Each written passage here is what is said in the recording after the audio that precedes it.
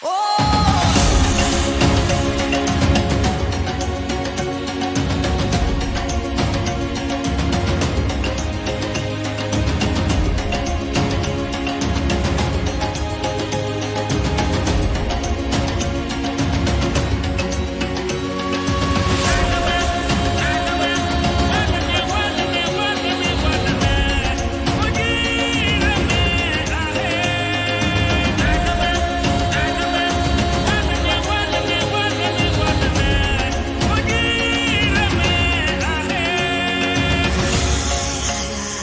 to another session of Dialogue with Prof Mandi Rukuni. Tonight we have a special guest joining us, Dr. Zacarias. Welcome, Doc. Tonight's session will be on what is accelerating and decelerating Africa's advancement towards economic superpower status.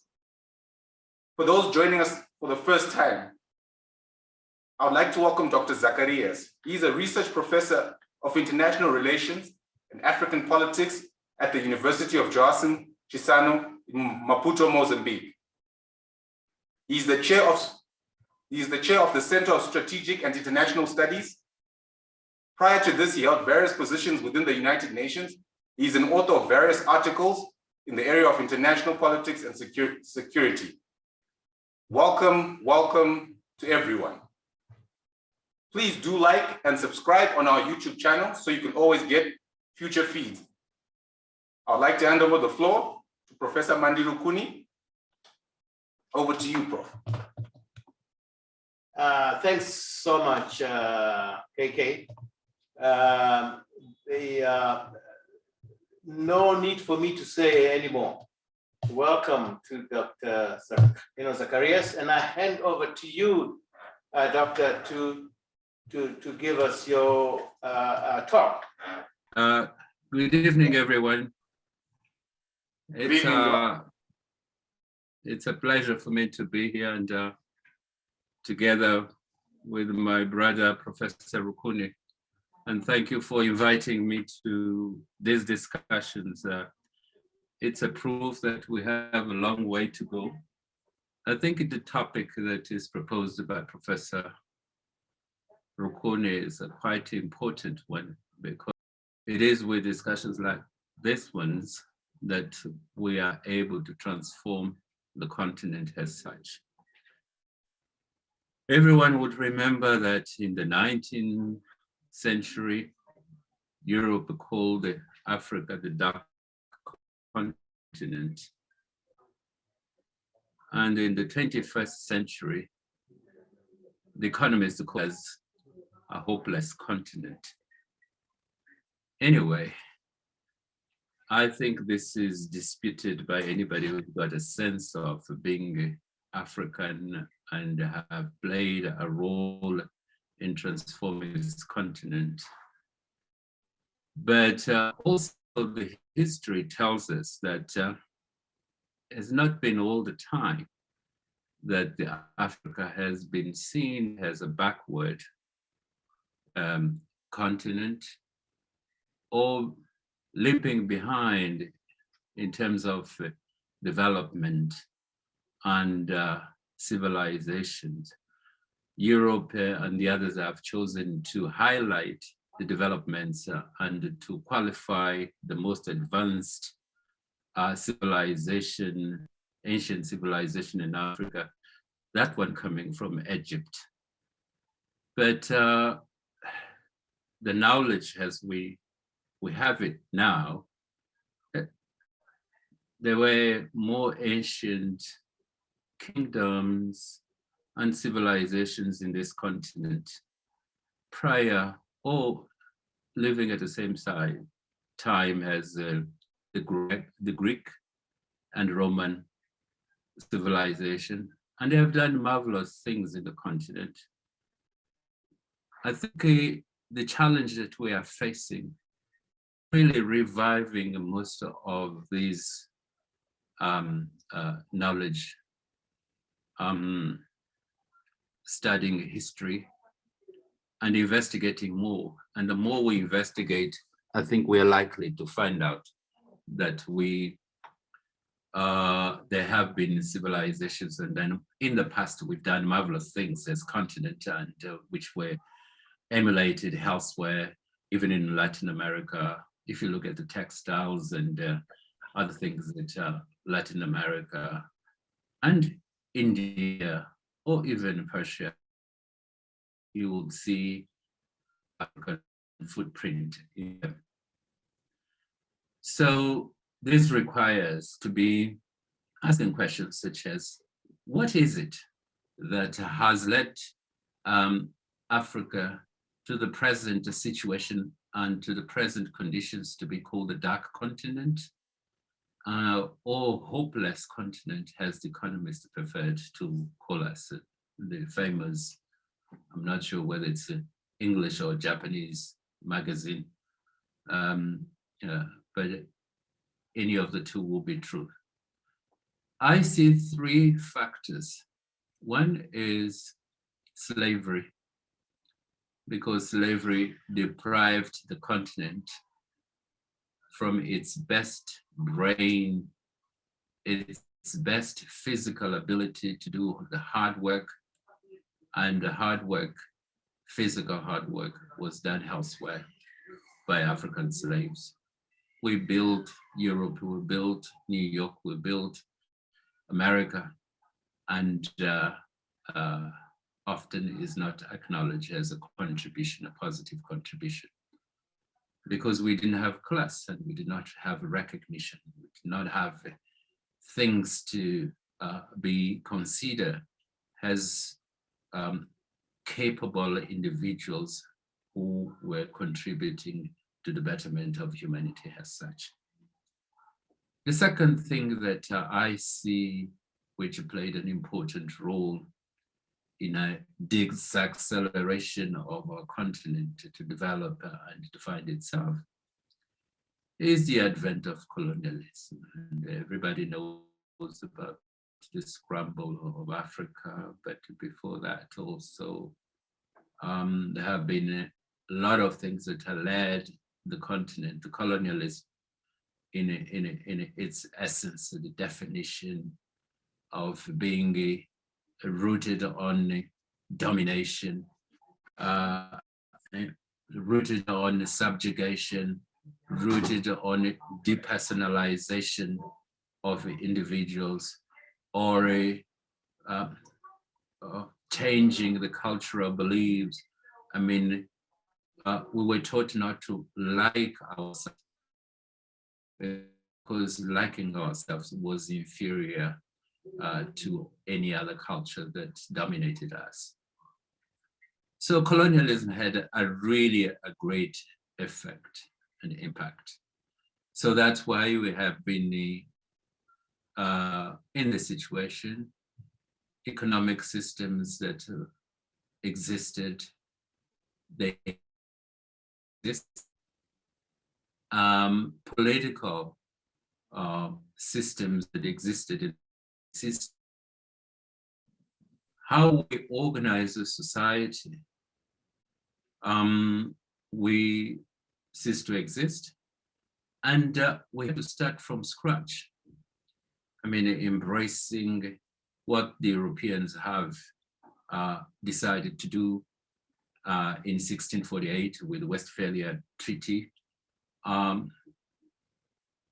organizing our societies along states and as sovereign entities as such. All of that, it was completely new to us.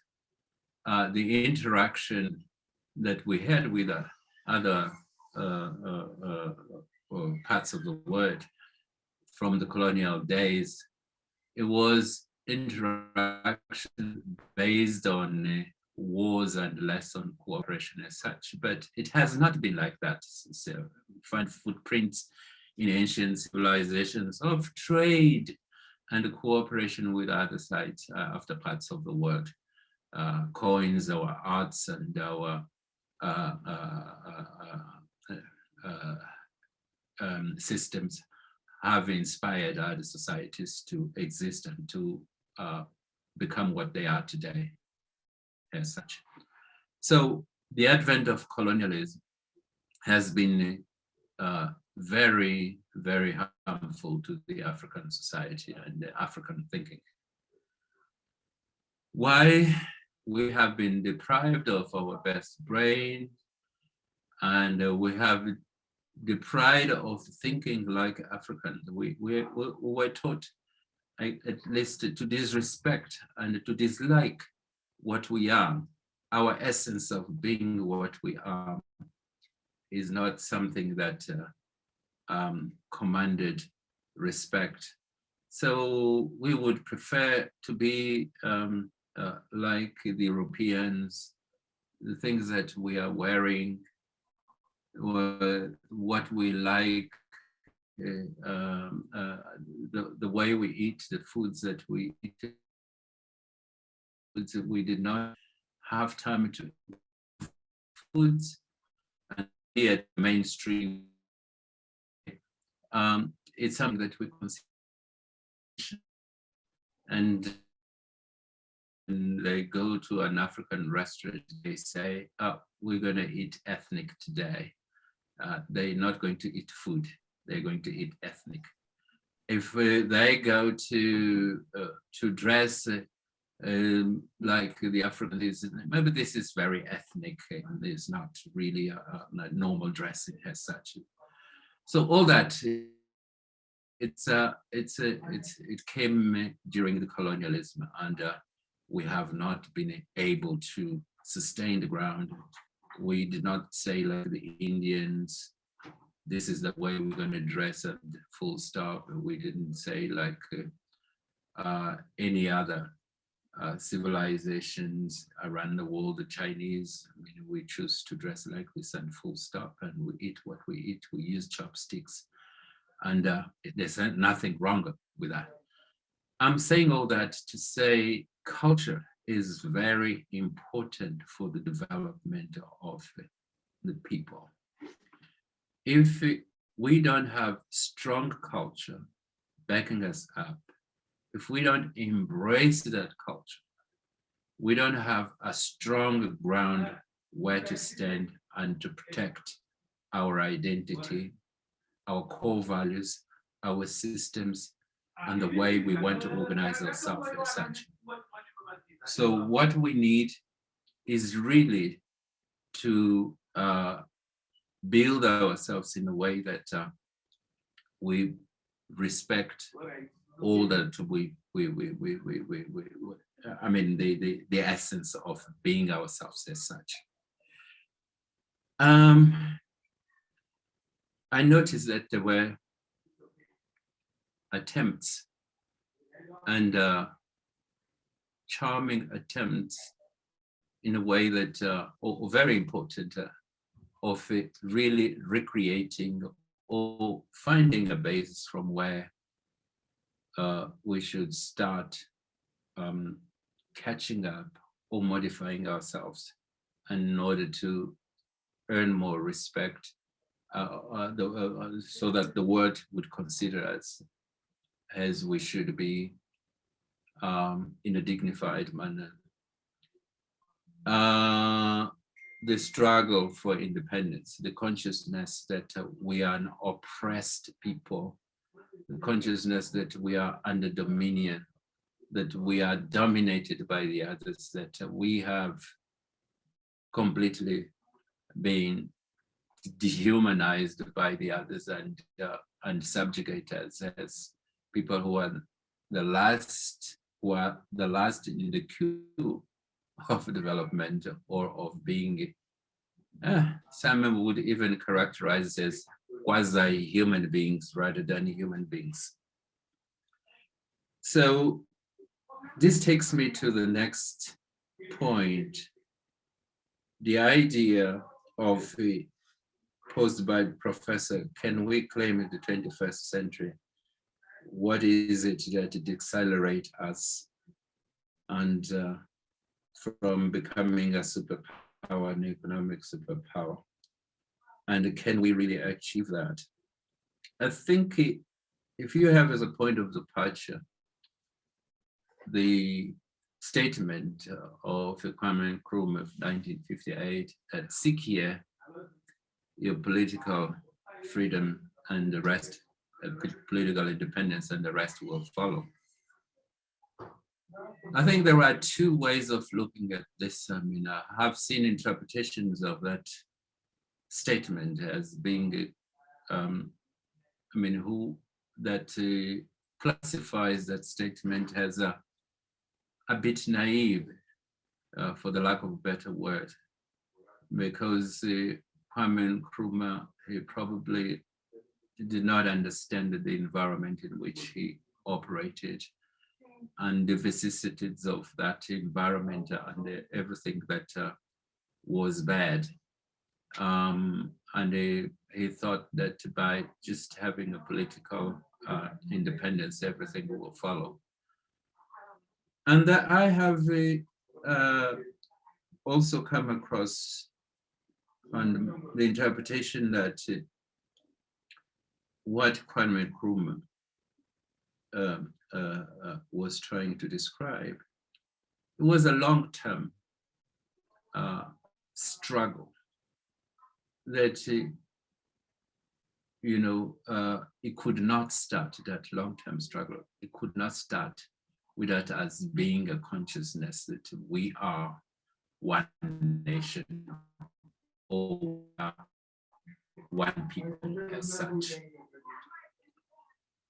And Kwame Nkrumah, I think he had a vision, and the vision that led to this statement. His statement is that he believed that Africa really could be an entity, play a role, even if you were basing yourself on the analysis of,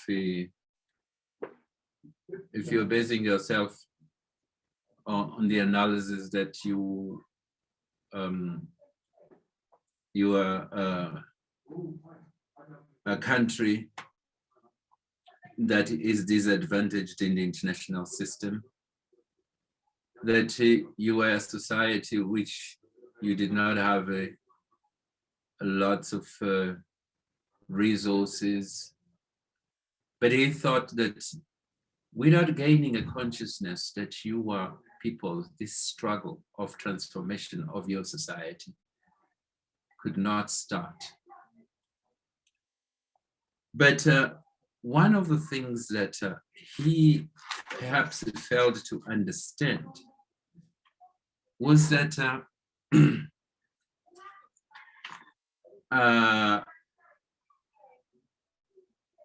there were problems.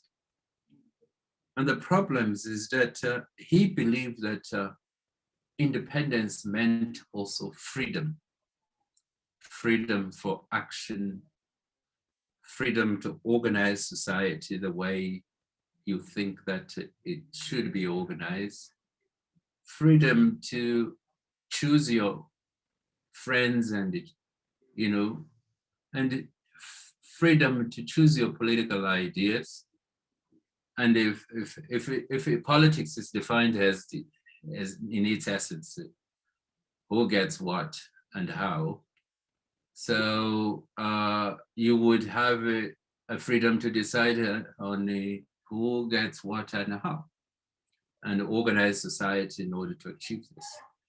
He thought that you had also, independence meant you had freedom and ability to protect your core values and core values of your society, and to protect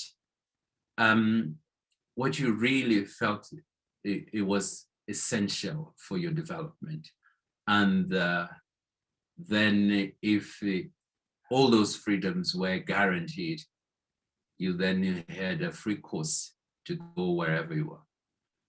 He did not think that after independence, the space, that freedom of choice of political ideas, of your organizing your governance systems, and it would be constantly interfered to by people who think that they know best because they have built systems in the past better than anybody in the world.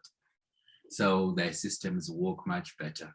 So if you want to choose this idea or the other, you would not be allowed for some reason. In other words, what I'm trying to say is that while in the past, political systems were chosen on the basis of the problems that the society societies were confronting.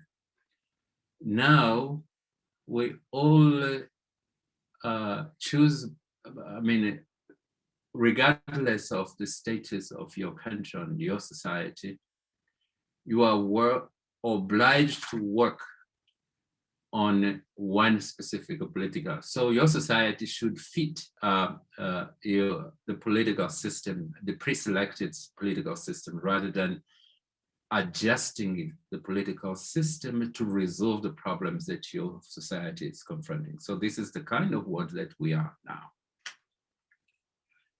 So the problem is that there's no freedom, and because you don't have freedom, it's very difficult to have the essence of what we need today, which is leadership. And leadership, I've looked at the different definitions of leadership as being ability to influence a group of individuals to follow behavior, or motivating society or individuals to follow a certain path or course. I think this is what we need today, really strong leadership. A strong leadership that understands the environment in which we are, the conditions and the challenges of our society.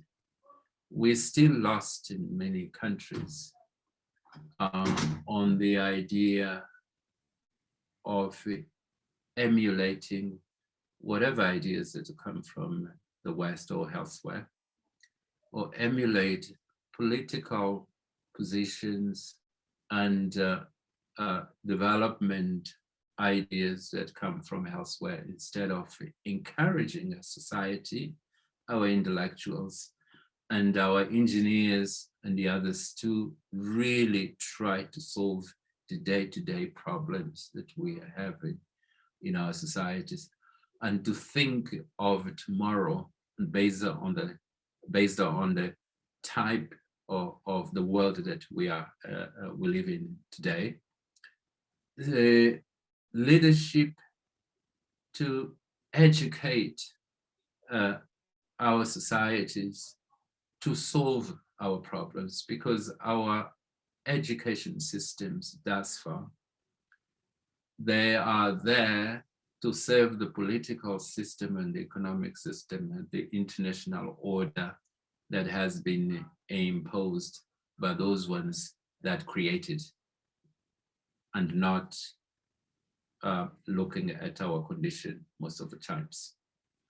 So we need to not follow the curriculums most of the times that we have been taught that those are the ones that produce a better man, a better woman, a better human being, but to look deep into our societies and say, what is it that we really need to teach in our programs? And to say, let's forget for a while the curriculums that come from the Oxfords and the others, but let us look into what is it that our society requires and needs to do. Leadership to begin to like ourselves the way we are.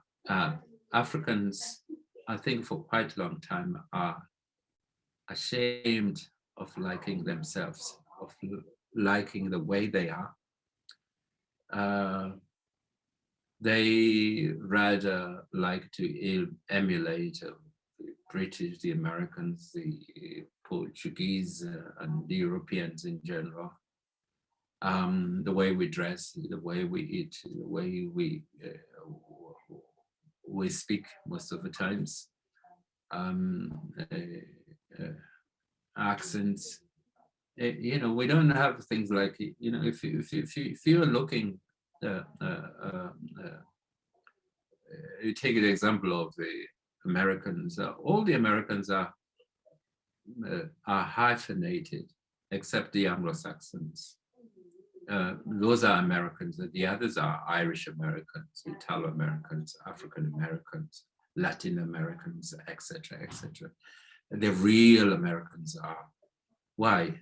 They like the way they are. The others, because they are Latin Americans, they should copy the Americans, the real Americans, not the other way around. The African Americans, we are, you know, admitting them into the system, but you know, that stratification, it creates a division also, and discrimination among the society and how you deal with it. And Africans are caught into that debate, caught in that situation as well, because if we don't do the things the way the others do, we're not gonna be the real citizens of the world. And so sometimes we prefer to just emulate. I mean, even the way that we dealt with COVID in many African countries, we did not put our doctors and our pharmaceuticals to think on the solutions. We just copy and pasting whatever the other societies, the other citizens, the other countries were doing. Even in managing our own societies, we did not come with the traditional ways of looking at how do we treat diseases like this. Whatever it was decided by Europe and Washington, it was correct for us. It's just cut and paste and implement in our society as such.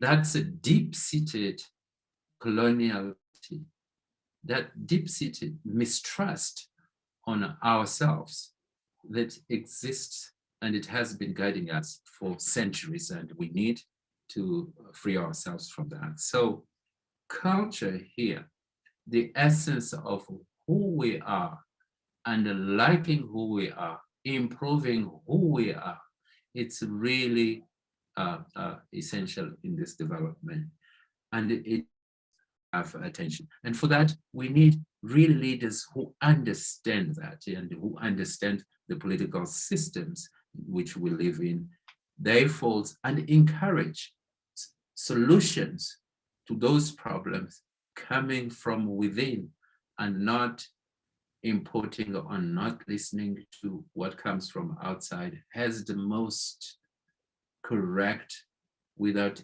any failure, without any problems.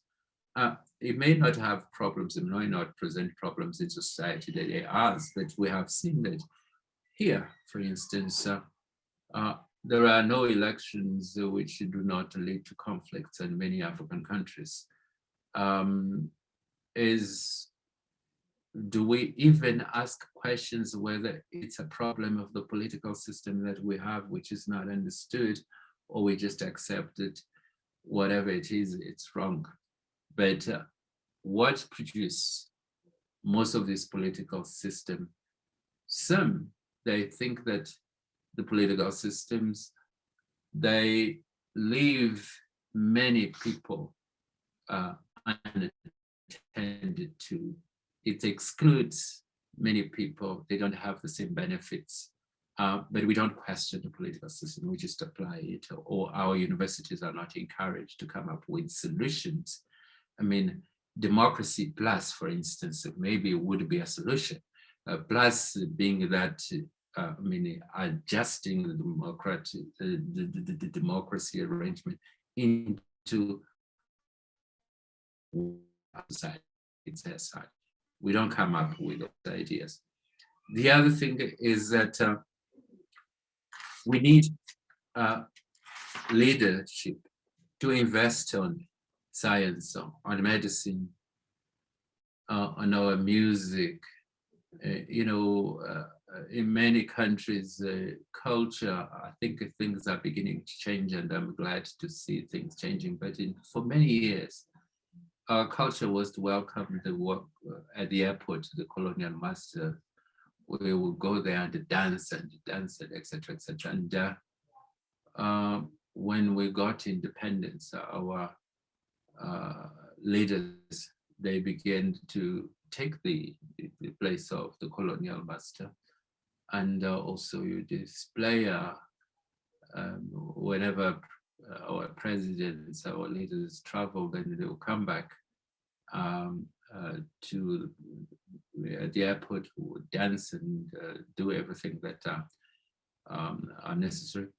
But we never invested, not only in terms of what kind of creatives that would provide an income to people who are involved in the culture, and trying to understand what that culture teaches and how to improve and to deeply cement our way of being and beginning to like who we are and what we are in order to do some other things. So our education and our leadership, I think it should seek to preserve the essence of who we are and have a purpose. What is our purpose of existence?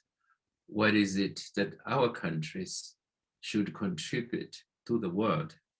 What are we taking to them, and how best to do that?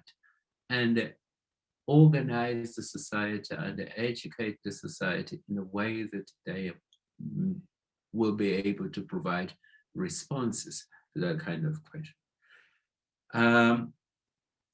Society to protect our values and the way of being, and the society to, leadership to really, when I say protect, it should be understood. It should be understood as ability to protect, and not being afraid of saying that this is the way we want to be. And if we are supposed to die for it, if need be, then we would have sacrificed on something that we deeply believe that this is worthwhile sacrificing for, because that's what we are. Let me stop there, and maybe we'll continue with the other discussions and questions and answers. Thank you very much, Doc, for that beautiful presentation. For those who are joining us for the first time, please do like and subscribe on our YouTube channel, Dialogue with Professor Mandi Rukuni. I'd like to now open up the floor to the audience. If they would like to ask some questions to Doc, please raise your hand and we'll open up the mic. What is stopping us?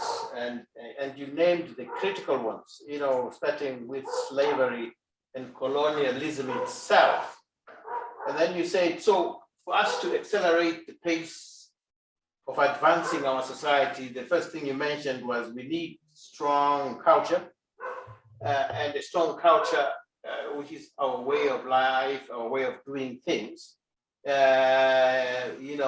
Instead of copying and pasting, no, we need leadership. You said was the first thing. Leadership that knows when to copy the colonial system and when to build our own systems. And you went through a number of those systems.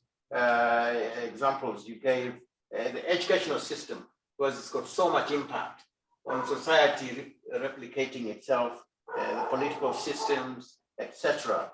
I really liked your focus on Kwame Nkrumah's vision way back in 1958, and as you say, it actually the vision was there, but the practicalities of each country attaining independence after Ghana could have really meant that the freedoms of choice that Nkrumah thought existed by the time the Organization of African Unity was established in 1963, those options were limited. So those who felt, well, let's just give each independent country its own autonomy and sovereignty, and then we can figure out how to work together as we go. I think they prevailed, as you say. So I like that. So I got a few slides I wanted to put up just to prompt a bit more conversation as we wait for questions to come in. But the more you spoke, the more I thought. Let me start with the most political question I can think of for today.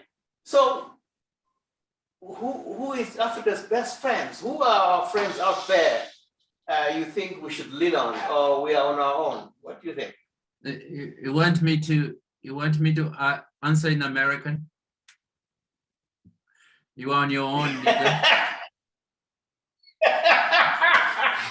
We are on our own. I think that sums it all up, you know, and sometimes it's good to know you're on your own, then you really have to do something.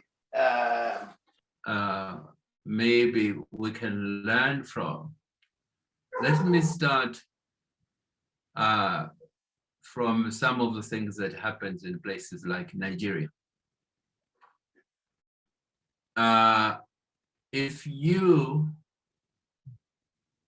the US or the British round up Nigerians in New York or Washington and put them in jail, the Nigerians, the following day, they do the same. And then they earn more respect. They are respected more than others who do not react. I came across to a statement by Putin the other day, who he says that, well, Africa will never develop because it's a cemetery for Africans. That's where the Africans go or prefer to be there to be buried only. But if they have some money, they put it in the European bank. They don't respect the African person. If we jail an African, nobody's gonna open a mouth. Nobody's there to protect Africans. If they have wealth, they will spend it in European or in America. So when they old and become ill, they go to European hospitals. But when they die, they want to be buried in Africa. So how can Africa develop if Africans, they just consider their place to be good only to bury them? So it's a provocation, but I think it sums up the way, the long way we need to go in order to transform ourselves. If we don't change our attitudes, our way of how do we behave vis-a-vis the continent, nobody's going to come as to rescue us and to say, this is how you should be. I think one of the most successful countries of in recent times is Rwanda, because it is, it asserts itself. If you're United Nations and you want to work in Rwanda, do kind of things that you do in Lesotho or elsewhere, Rwandese will say, we don't need your support. You can pack and go with you. And they would chase you out. So the experience of Nigeria and the experience of Rwanda tells you that you need to reach a point where you say, this is who I am, this is the way I'm going to do things, I'm going to err, I will commit mistakes, but I will proceed. Please allow me space to do and to work the way I want. I think our best friends should be ourselves, but not even ourselves are good friends of ourselves. And that's the drama. And that is really, I think, where we need to struggle most. If I have to choose between cooperating with Zimbabwe or Kenya and Britain, I'll go to Britain and I will not cooperate with Zimbabwe and Kenya. So when do I learn to cooperate with Zimbabwe and Kenya? I think where does the decision is going to come from? It's not going to come from Europe. It's not going to come from America. It has to come from here. It has to come from us. And this is what we're lacking most of the times. I really like that, Dr. Zacarias. Just go back to Nkrumah, because the African Union today, I mean, is an improvement on the OAU, would you say? But still, Nkrumah had said that this is back in 1958. Firstly, we should have an overall economic planning on a continental basis, that he said. That would increase the industrial economic power of Africa. Do you see the African Union as an improvement on this matter to the OAU? And are we going to create such an entity which really provides overall economic planning for the continent? We are very far from that, because we depend on our donors in order to have the AU programs moving forward, to implement those programs. And the donors will continue to choose and to support what they want to choose and support. If we come to the area of humanitarian affairs, they'll probably support a great deal. But in the areas of development, I think there is a careful choice in terms of the spending. So the AU has not, we as independent states have not considered it as a good choice or as a good way of spending or investing our resources on. And that being the case, it's going to take quite a long time to have the AU acting like a Pan-African institution to deal with a number of issues as such. I think it becomes maybe evolving as building blocks, because like it did the strategy of having SADC and other regional organizations concentrating on region and then advancing from those regions into a more continental plan or continental, how can I say, arrangement. If you go straight to the AU, I think we're still suffering from a number of problems that we would need to overcome in the future, like the region, the problems of West Africa are not the same as Southern Africa. I mean, the state of development of Central Africa is not the same as the state of development in Southern Africa or elsewhere. East African community is having problems. So that variable geometry for integration of the continent, I think today is a must, but if we want to advance with a model which is top down, it's going to be very difficult. Thanks so much, Dr. Zacarias. We do have questions from the audience, so I'll ask Kevin to just read out for you questions that some of our participants have for you. Okay. We've got Watsanai. Watsanai, would you please unmute? Hello, Prof, and the wonderful guest. That was a really good sort of strategic look at Africa. My question, which is partially in response to who are the friends of Africa, is looking at the Afrophobia in South Africa, for example, which is a clear indication that something is wrong. Now, what that something is subject to debate. But I think that as Africans, we have a self-esteem issue, which was referred to by the allusion that an African would rather go to the UK instead of coming to their Kenyan and Zimbabwean friends. However, having said that, so my first question to both of you gentlemen is, firstly, why are we not speaking in very clear terms about Afrophobia? And what are the solutions to helping heal these wounds, which are very deep-seated? I mean, when brothers fight, that is the deepest wound that you can try and heal. My second question is about Africa being a graveyard.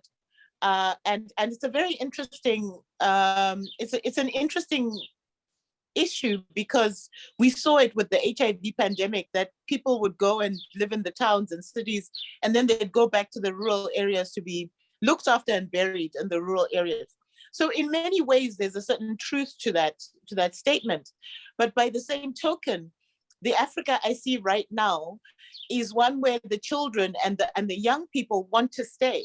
They saw that COVID was not as exciting in Europe. They lost jobs. They became enslaved in many ways in the health systems, etc. The only jobs that you could get were in health and delivery and things like that. So I think this issue of a graveyard is slowly sort of turning as a youthful population. But my issue is, how do we change the education system to reflect this vibrant population who post-COVID have said, no, I want to live in my continent. I want to do what I want to do, and I want to be seen or heard within the continent.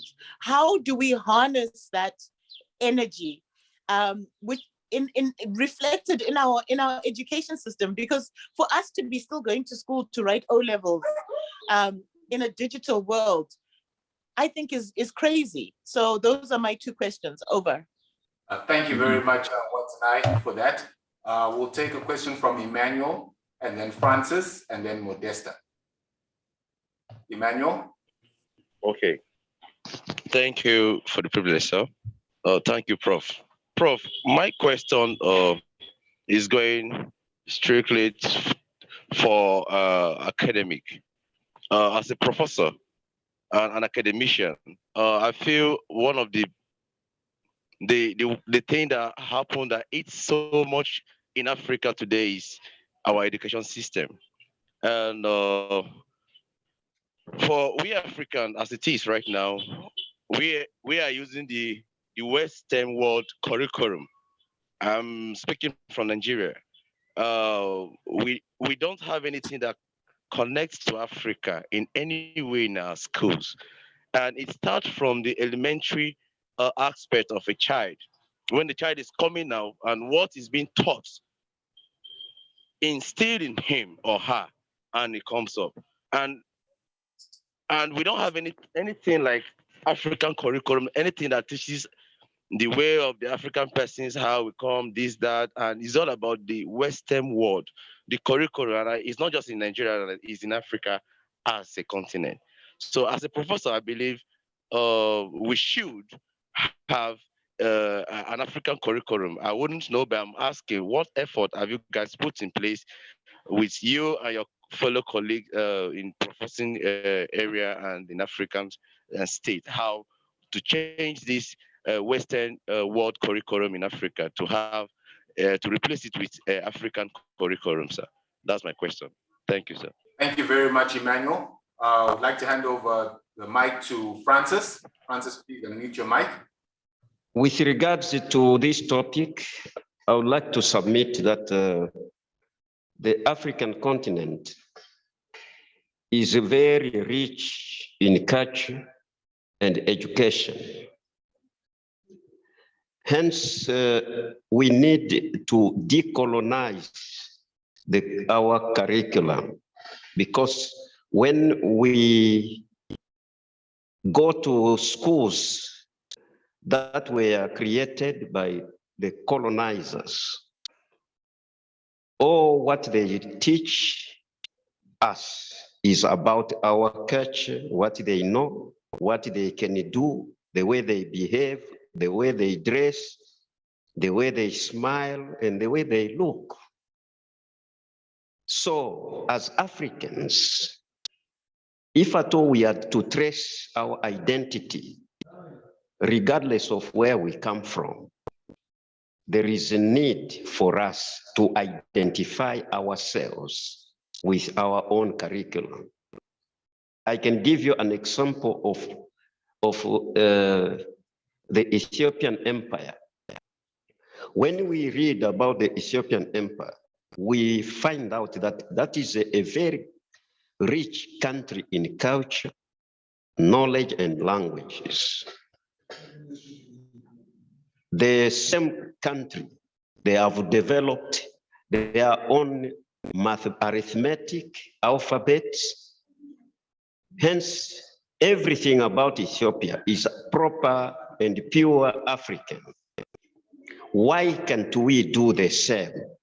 Why do we go to Europe, America, Russia, China to be educated when we have got the professors, the doctors, who can also do the African-driven curriculum to teach our people? We don't need their civilization, because it is just a photocopy civilization which they copied from the African continent, such as Egypt, Ethiopia, and other areas in the African continent. I challenge all the professors and ourselves as doctors to come out from the cocoon so that we create our own driven curriculum for our African peoples. I submit. Thank you very much. Thank you very much, Francis, for that. Modesta? All right, thank you so much. I wanted to ask about the issue of integrating policies, especially if you want such transformative change in all aspects of African society. That includes the economy, the social fabric. If we want to revolutionize those spaces, they need to be an integration of policies. We're at this point where a lot of Africans are waking up to the fact of our position in the world, and there is a feeling that we need change, and people are now collaborating from all across the world, people who identify as Black people, as Africans. Do you see that change also will influence this revolution in policies? Because for any change to happen, it needs to happen at a legislative level. Do you see that happening? And if you see it happening, how would it look like? How would it be carried out? Thank you very much, Modesta, for that. We'll take our last question before we hand over back to Doc and Prof. Motsidi. Thank you so much for a powerful presentation, Professor. My name is Mutsidi Sitail, and I'm from South Africa. And I actually only have, I would say, 3 questions. So it's around what you said regarding culture, and that culture is important for the development of the people, which is essentially our core value systems, our core values and systems on the continent. So now, Prof, my question to you is, Africa is not a homogeneous group. So what commonalities should we hold on to beyond skin pigmentation? That's my first question. And also the buzzword these days is decolonization, particularly in academia. So I want to know, on your level, is there a unification of ideas across the continent? Is there a Pan-African decolonization agenda that everyone is embarking on? And are there tangible results that one can point at and say, okay, this is how far we are with the decolonization project? Because we have established that colonization was a clear problem. You know, we are where we are because they infiltrated us, the West and the Queen and everybody else, and just messed everything up for everybody. So we are crying and we are not happy, because now we have all these imaginary borders that were created at the Berlin conference that we are choosing not to recognize. Some of us in our hearts, yes, politically and geographically, there are those demarcations, but we know that we are one people. So how do we get back to who we were before the scramble for Africa? And particularly in academia, what are the efforts that are being made there? And in terms of our languages, okay, there's a trend in South Africa at the moment, you know, post 1994, with the advent of air marks, freedom. We have this rise where the blacks, or there's like a black middle class that's emerging, and the children are no longer speaking indigenous languages, and it's just a mess from where I'm sitting, and it's very painful to watch, because we've made it, now we must discard who we are. So I'm just trying to understand, are there efforts towards indigenous language preservation, whatever that language is, wherever it may be found on the continent? So those are my 3 questions. Thank you so much. Thank you very much for all your questions. I'd like to hand over the floor back to Dr. Zacarias and Prof Mandi, if you'd like to respond to these questions. Over to you. I think my reading of the independences that we have witnessed since 1958, if you take Ghana as the first independent country, these are independences without decolonization and independences without freedom. The freedoms that we had were limited. We're supposed to be a free country as long as that freedom did not threaten our former colonial or the interests of the West.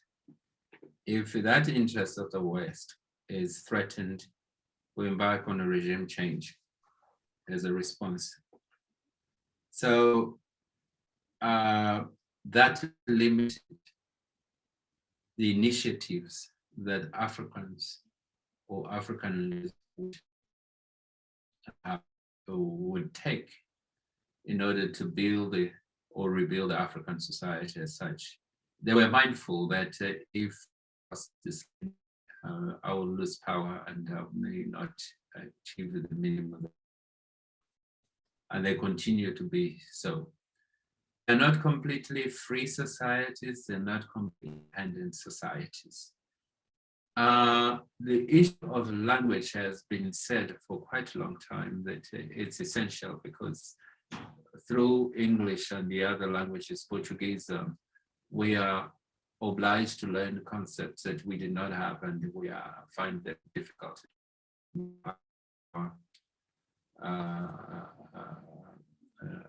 Native languages. we need to develop our native languages in order to explain some of these concepts in a way that people understand. And part of the reason, because we are unable to translate and to find a corresponding meaning of those concepts. So that's why perhaps they are not deeply understood in our society. So language plays a very important role. What are the commonalities? It's very difficult. Cultures are so diverse, but so are diverse in many other parts of the world. I mean, I think commonalities between the Normandies and the French and the English, and they came after some time. What we need to do to start with is to start this dialogue across the continent, to know each other well. We'll find that something that we think that it's different here and there, they probably are the same, or perhaps because of this separation, people learned to do the same thing, the same concept, but in a different way. I mean, this idea of lobolo, for instance, it's common in the entire Southern Africa, but people do it differently. And you would find also other things that in the first look they appear different, but you would find also that they tend to be the same or describing the same things. It's deplorable if the children are in South Africa are not encouraged to or abandon the local languages or are not encouraged to speak the local languages as such. I think it will end up being completely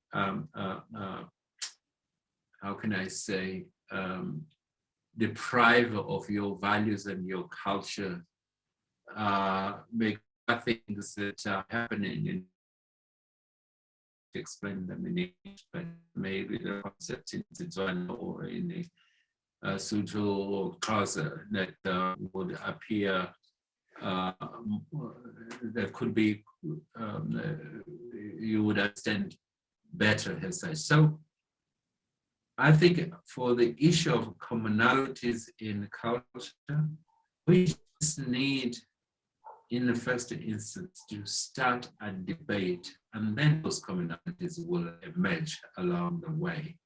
But if we stay, each one of us in one corner, we will not really understand each other.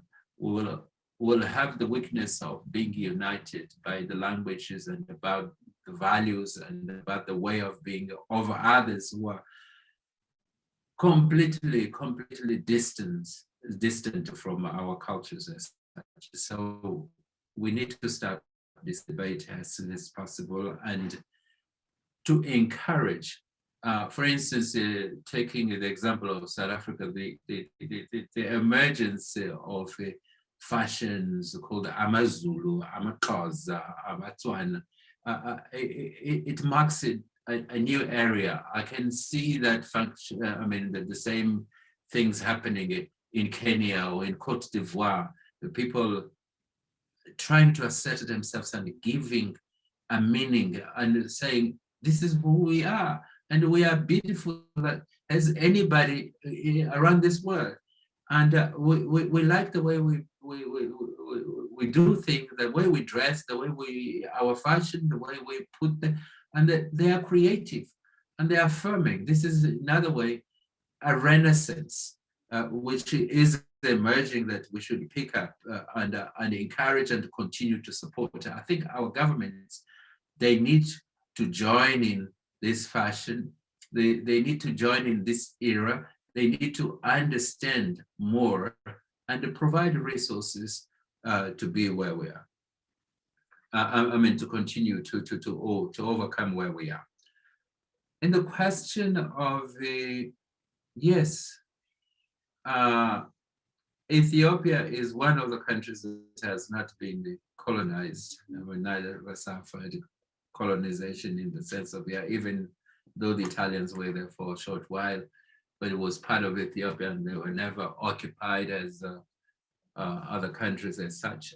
And that's a good example because Ethiopia, not only in terms of their culture, but those of us who knew Ethiopia in the 1960s or in the 1970s or even in the 1980s is not the same Ethiopia that if you go to Addis today, you can see that development is there.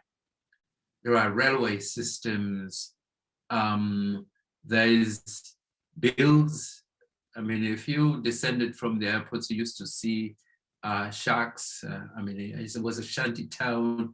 I mean, there were no addresses in Ethiopia those days. I mean, to go to a place, you find arrows around the world saying embassy of Zimbabwe, turn this way, and then you find another one in front, turn this way, etc. But if you were going to write a letter, in the sense, in the essence that we know in the countries in Southern Africa, that the address is such and such and such a building number in the street X. In Ethiopia, it did not exist in most cases. But now, you can see cities well planned, well aligned, and etc. etc. And guess what? There's no investment from outside. It's all about economics, collecting taxes inside Ethiopia. You know, I don't know now whether the Ethiopians allow foreign banks to operate there, but in the past they did not, because they wanted to encourage a flow of investments coming from resources coming from within. And instead of just going outside and borrowing money and to build your own city, you take a responsibility for your own destiny and your own development as such. And I think that is important. It's something that we haven't learned as such. We're thinking that our donors will sort out, will solve our problems, and our obligations as governments and as citizens and who aspire to change things. And I think this is what we need to invest on as citizens and as human beings.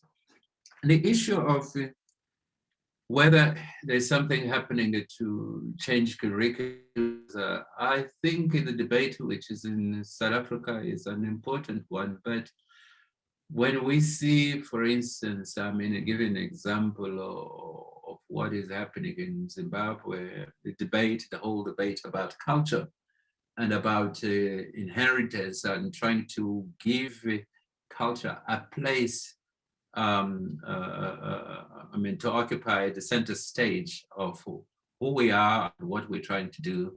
I think it's an important one. Is not sufficient, but it's a good start. And I think the next thing to happen is to think, I mean, what is the usefulness of these O levels?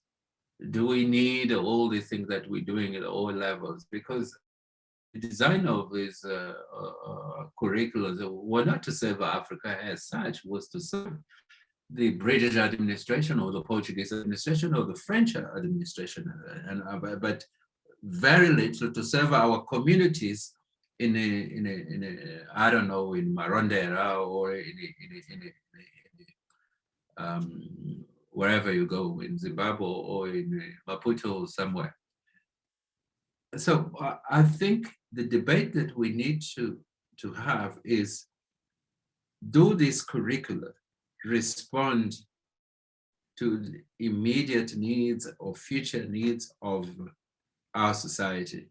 Learning, when I grew up, I had to study all the railway lines of Portugal, of Cape Verde, of Guinea-Bissau, and all that. I need to learn all these rivers and the geography, and to know which are the main railway lines. I needed to know in history I mean, who was the first king of Portugal? Who was the last king of Portugal? Next, do we all need that? And I think this is revolutionizing education. That debate needs to take place. I know that during the independence, some curriculums were adjusted, but I think one of the things that it is missing in our curriculums is the idea of supporting innovation, is the idea of introducing technology. The world is moving. This war in Ukraine is dividing the world again sooner than what we thought. We would need to digitize, would need to know how to best use the cell phones that we are holding better than what, taking selfies and exposing in Facebook and etc. We would need to know how to shop using our phones or making payments and etc. Our societies are not completely aware of that. We would perhaps in a few years' time, the dollars as we know them and the way we hold them, I think they will disappear from the market. We will not use. So we are moving towards a digital era, but we're not teaching as much as we should how to move and how to build systems that serve our societies as such. I think that's the challenges, those challenges that we face in moving forward. And okay, there's EcoCash here, there's M-Pesa in Kenya, there are some other platforms, but do they communicate among themselves? How do I utilize systems in such a way that we facilitate the life of Africans without complicating? In order to open a bank account, you need to have a credit history. My goodness. Credit history, where I come from, I never benefited from any credit, and I don't even know what that is, credit history, but it's demanded from me in order to be recognized as a citizen who have a bank account. Let me stop here. Right. Thank you very much, Dr. Zacarias. I'd like to hand over the floor to Prof Mandi. Just to complement Dr. Zacarias' contributions, let me try to go quicker though, because he really has answered most of those questions and comments. We start with Wadzanai. I'll just focus on the really key issue of xenophobia that he brought. I would say, Wadzi, you've touched on a really important issue, but here's my analysis, especially with xenophobia in South Africa. It goes back to where we started earlier with Dr. Zacarias and some of our colleagues' comments on culture. If you look at 1994 in South Africa, when they got their independence and started getting rid of apartheid, the main solution towards unifying the nation and forgiving each other, reconciliation, was the Truth and Reconciliation Commission that was led by Dr. Desmond Tutu.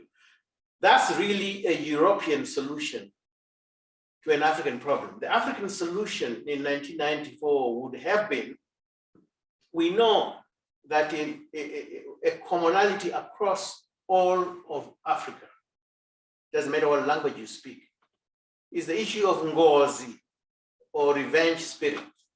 If you murder somebody, it doesn't matter what, the family where you come from and the community where you come from are obliged to solve that problem. To ensure that that blood is cleansed and there is no revenge spirit or ngozi to come back. That did not happen in South Africa. So what you're seeing is just a phase. It's not going to happen forever. It's because for most poor Africans who thought maybe in the first 5-10 years, getting rid of apartheid would get them to be happy and flourishing and wealthy. It did not happen. Now they have to revenge. And instead of revenging on the real enemy who caused you that condition, the system is such that you are only able to start revenging on whoever you feel is weaker than you are. So it's just a phase. Once they're done with xenophobia, they're left to confront the real enemy, and then transformation will start happening in South Africa. Emmanuel, to summarize Emmanuel's brilliant point, African curriculum has to change, and he hit a number of points. And I actually would just like to focus on two aspects there, Emmanuel. My experience over the last 40 years with the educational system, and I'm part of the problem. It took me a long time to figure out how to transform the system. Now, the starting points are actually the extremities.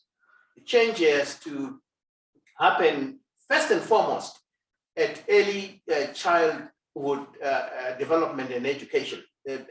Before a child reaches the age of 8, between the age of 4 or 5, when they start getting into some kind of institutionalized education, to the age of 7, 8, is the most important period in everyone's life. That is when your subconscious mind is developed to almost 80, 90% its final capacity. That determines your automatic responses to everything you have learned, the culture around you.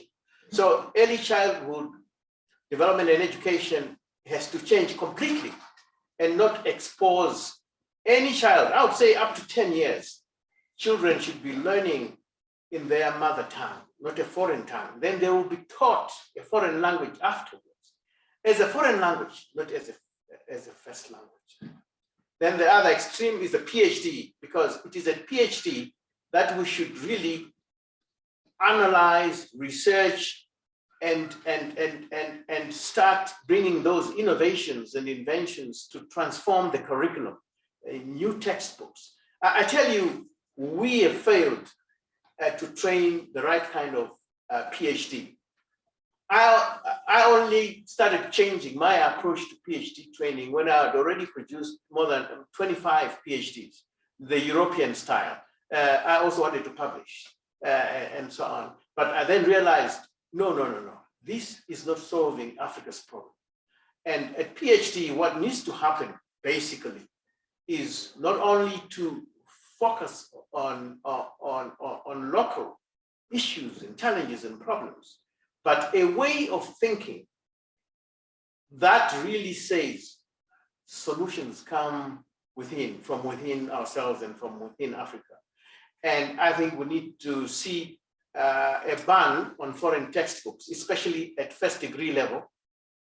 It should all be local textbooks, because I've looked at classes in my own country, Zimbabwe. I have been an external examiner in maybe 10 different countries. And it's clear there's enough highly experienced academics who can, and the classes are big. I mean, first degree classes, some of them go up to 600, 1,000 or more. So that is where an academic should write a textbook for that class, and maybe even for several other universities. So that would be my response to Emmanuel. An excellent question. Then Francis, my brother from Zambia, brought up some really powerful points. But I'll just go to your last point, Francis, where you said, we have to come out of this cocoon. In summary, coming out of the cocoon means dissolve the colonial trauma, which is basically, in my own opinion, the thing that blocks all innovation and all self-respect and self-actualization. So what is colonial trauma, and how do we get rid of it? In summary, colonial trauma it manifests itself in 3 things. 1, fear of being yourself, fear of your own identity, and fear of actually just being oneself. Number 2, is doubt. Doubt in the things that you know, the knowledge you know, you doubt it, and you choose somebody else's knowledge system when yours is much better. I can give thousands of examples. Look at our family system and the way we're able to take care of our orphans. There was no need for orphanages or old people's homes. We can't even afford them today because our economies are not industrialized. But you still find people arguing about inheritance today because they think that somehow they're going to be wealthier by excluding family members who are your own blood. I mean, our ancestors must be turning in their own graves. So doubt is a problem. And then finally, guilt. I mean, guilt comes in our own case of colonial trauma. That is when the victim blames itself. You see it in most issues of trauma, not just colonialism. I mean, women are oppressed. Most women who are, for instance, raped, they may even start having feelings of guilt. Maybe it was my problem, maybe, and yet they are the victim. And I think no guilt, as my friend Dr. Agostinho said, this is all about courage and boldness. We are all going to die anyway one day. So if you live your whole life in fear, thinking you're going to live forever, forget it. But just die once, don't die 100 times before your time comes. So that's really my comment back to Francis. And Modesta, you know, integrating policies is a brilliant point. This is what the African Union, as Dr. Agostinho said, is trying to do, but we're a long way off. And we have seen it. There's been an attempt. Only one example that I can come up with is agriculture, where the African Union has come up with a comprehensive African agricultural development program.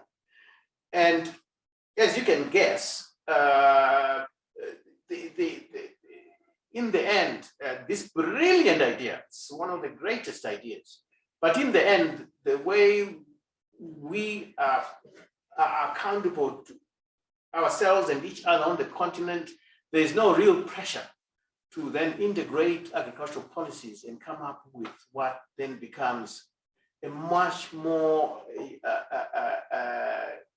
regionally cooperative approach to agriculture and food security and accelerate agricultural development. Rather, we continue with our individual agricultural policies, and then we have another on the side to try and attract donors. I would actually say, Modesta, that's where we need to spend a lot of time in the restructuring and of the African Union. I think there was one more after Modesta, and I think it was the lady from South Africa, Motedi. And Motedi, you know, your comment on ESCOM is spot on. South Africa is only going through all the phases that all other African countries have gone through. It just the same old story. Each country, when it becomes independent, my own country, Zimbabwe, you don't think you're going to end up there one day. But I tell you, there's good reasons for it and bad reasons for it. The good reason is that these economies, including South Africa, are all in middle income traps. All 55 countries in Africa are in a middle income trap, meaning your domestic market for industrialized goods and services is just too narrow, and you are not able to expand and include most of the excluded people in your economy. So you have urbanization without jobs. People rush to urban areas not because they're jobs, whereas urbanization should be as a result of industrial expansion. So that's a good reason, which most African countries, all of them, without exception, will only discover through hard toil. And I can tell you, although it's a controversial statement, I want to say it to you, it doesn't matter how much good economic governance, how much democracy you have. An African country under the current structure of the economy that is structured that to serve former colonial masters, very, very dualistic and structured to only include a few and exclude most. It doesn't matter how good your elections are, it doesn't matter, you cut corruption to zero, that economy is not going to be able to grow beyond a middle income status. So in conclusion, I would go back to Dr. Zacarias' point, which is basically says, for Africa to ultimately accelerate its economic growth and development is about local savings and local investments, not attracting foreign investors. Why? Because the economies are still structured in a way that the foreigners, the aid we get, and Dr. Zacarias put it better than I can, but he worked in the UN system, he worked in these global entities. He knows better than I do, but I've also worked with these entities, some of them, and it's clear. No industrialized country, including the newly industrializing ones like China, so it's not just Europe and the United States, even our friends in Asia who have figured it out, are not likely to wish that Africa becomes a manufacturing giant and compete with them. They'd rather just give us aid for humanitarian purposes and then not teach us how to actually go through the proper locally driven phase of industrial upgrading and transformation. So local saving and local investments. Thanks to Dr. Zacarias for that comment. Thank you very much, Prof, for that contribution. Unfortunately, we would like this dialogue to continue running, but we have run out of time. So I'd like to hand over to Dr. Zacarias, if you'd like to share your final remarks, and then over to Prof for his final remarks before we close off the session. I have very little to add. I mean, this was a good discussion, and I hope that Professor Rukuni continues with this debate and expand even more to involve more participants in Africa. And we don't have much chances to debate on crucial issues about our continent. And that's why we are bitten by the Western countries and the others, because, you know, many of our compatriots keep on being invited to so many conferences or many debates, and where they give their opinion and share their knowledge about our continent, and then it's used by the organizers to say, oh, this is, I mean, to choose and discard what they don't want, and to insist on what they really want, which they select what they think that is not harmful to them or to their interests, and let the other experiences which might be useful for Africans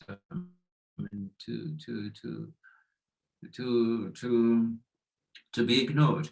So I think this platform is very important in the sense that it would help us to really rethink on what we should be doing. And I see it as a tool also to advise African governments with certain solutions to the problems that they are facing. Because it is true that our government, many of our governments don't have time to think. And many, because we've been so poor for quite a long time, we spend more time in trying to compensate the fact that we were poor for a long time, and how to gain more resources. So having a platform like this one and other research institutions will definitely help us to improve the policy environment in Africa and the thinking about ourselves, which I really commend the professor for having this initiative, and thank you all the participants and all the questions that they posed. They helped me to reflect, to think about the issues also for my own benefit.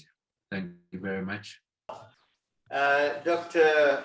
Agostinho Zacarias, I don't know what I can do to thank you. I mean, you are a true son of the soil. You have done so much for Africa. You have worked in many countries. You still do. Even up until now, you're up and down the continent. You still applying yourself to the local issues and circumstances, promoting the Africa brand, as I say. I really, truly thank you. And, you know, I can only thank you in to not end, you know, Siyabonga, you know, Ria Leboha, because Mashangan should be better than it is. But, you know, all the very best to you. And hopefully one day you'll be back again on this show. Or at least let's find a way of downloading more of this wealth of knowledge and experience and your great love for the continent and the leadership you have provided. Bye-bye. Thank you. And to all those who actually participated, thank you so much, and see you again in future sessions. Thank you very much, Prof Mandi. Thank you very much, Dr. Zacarias, for taking time of your busy schedules and joining us tonight. And to the audience, thank you very much. For those who are joining us for the first time, please send your number to the hosts in the chat and we'll add you to the groups that we have. Please like our YouTube channel or subscribe, a dialogue with Prof Mandi Rukuni. Thank you very much once again, and good night.